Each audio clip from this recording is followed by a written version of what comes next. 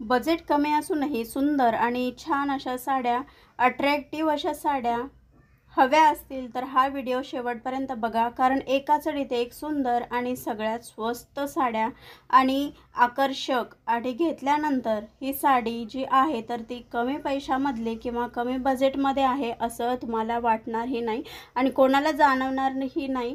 एकदम अट्रॅक्टिव्ह दिसणाऱ्या सुंदर आणि एकदम कमी स्वस्तामध्ये असणाऱ्या या साड्या आहेत.